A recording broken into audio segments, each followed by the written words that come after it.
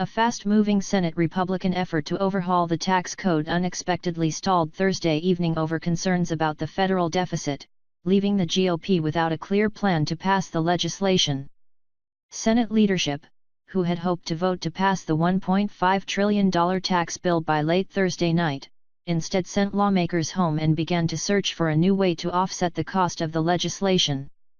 They are looking to win the support of several senators, including Bob Corker, R-Tenn, who has led a small group of colleagues in demanding that the bill not drive up the nation's debt. Now, Republican leaders may have to brace for an intra-party battle over how far to go to accommodate deficit concerns. Other Republicans are arguing strongly against reducing the size of the bill's tax cut, as may now be necessary to satisfy the deficit hawks.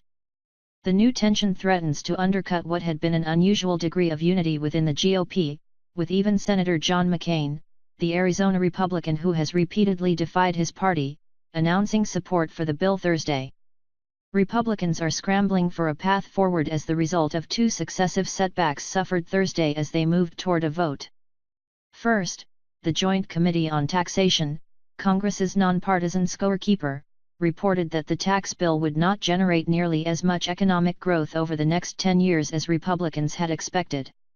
As a result, the nation's deficit would be $1 trillion higher. Then, the Senate parliamentarian ruled that a Corker-backed proposal to automatically raise taxes in the future if Republican expectations of higher growth did not materialize was not consistent with Senate rules.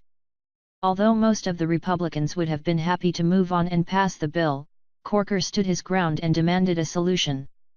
He is joined by Senator Jeff Flake, R. Arizona, in insisting the bill not drive up the deficit.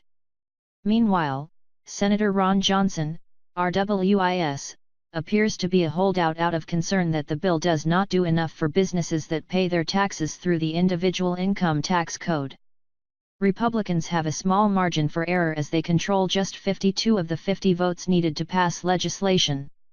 Thursday evening, senators were eyeing a wide range of options to move legislation forward. They are discussing adding higher taxes on upper-income Americans and modestly rolling back the bill's large corporate tax cut. But they did not have an obvious solution, given the need to add hundreds of billions of revenue back into the bill. Honestly, a lot of things are being discussed, said Senator John Cornyn, Texas, the Senate's second-ranking Republican. Lawmakers plan to resume efforts to pass the bill Friday morning, but the debate within the party could easily turn testy. Some within the caucus fumed at the holdouts, particularly Corker, who was surrounded by colleagues for a protracted period Thursday afternoon as they discussed next steps.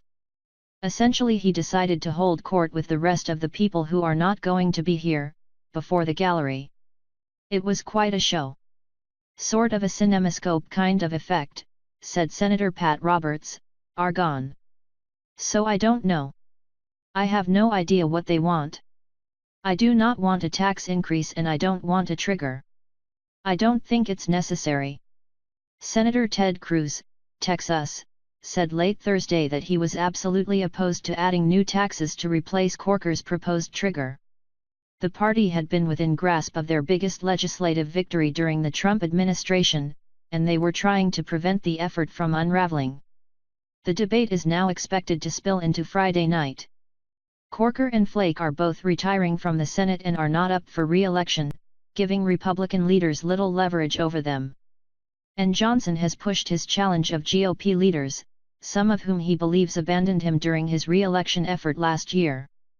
Democrats unanimously oppose the measure and ripped it Thursday. Senator Ron Wyden, Oregon, the top Democrat on the tax-writing Senate Finance Committee, said that the late-breaking analysis of the bill's economic effects, which Republicans have been touting for months, illustrates a mistaken approach. This isn't tax reform at all, Wyden said. This is now just a grab bag full of goodies for multinationals and donors and special interests. The U.S. government has more than $20 trillion in debt, accumulated from decades of spending more money than it brought in through revenue. As the debt grows, budget analysts have warned that it could become increasingly difficult for the U.S. government to respond to a financial crisis or an economic downturn. It also means that the government must spend hundreds of billions of dollars more on interest payments, costs that go up if interest rates rise. But Congress and the White House have had a hard time containing the budget deficits, in part because of costly entitlement programs that account for a growing part of the budget. The Congressional Budget Office has estimated that the gap between revenue and spending this year will be more than $600 billion and will continue to grow unless changes are made. The tax bill, budget experts have found, will increase the deficit even more. Many Republicans believe the economic growth that will be unleashed by the tax cuts will be worth it, potentially creating such an economic boom that new revenue will come in from job creation and corporate investment. But these forecasts are often controversial because it is difficult to predict how tax cuts will affect behavior and how quickly the economy will respond. GOP leaders, though, have brushed off the criticism for weeks. Senate Majority Leader Mitch McConnell, RKY, told reporters Thursday, "We're certainly optimistic. As you know, we had everybody on board to take the bill up. I think everyone is trying to get to yes." Of the 52 Republican senators, there were a handful whose stances remained uncertain or undeclared as of early afternoon Thursday, most prominently Corker, Flake, Johnson, and Susan Collins, Maine. Beyond the deficit demands, GOP leaders face a growing split over how large of a tax break the bill should give to corporations. In current form, the bill would drop the corporate tax rate from 35% to 20% starting in 2019, but multiple Republicans are pushing for changes. Johnson wanted the rate to be lowered to 22%, rather than 20%, but he wanted it to take effect immediately.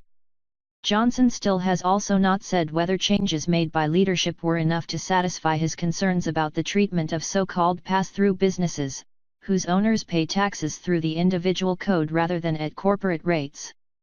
Johnson retains partial ownership of one such business and wants better treatment for them. Senators Marco Rubio, RFLA, and Mike Lee, R Utah, have proposed a 22% corporate rate, but they want to use that revenue to expand tax credits for low-income working parents. Their amendment is slated for a vote Friday. Collins also supports bumping up the rate, saying she would back the Rubio-Lee plan and other attempts to move more of the tax cuts to the middle class.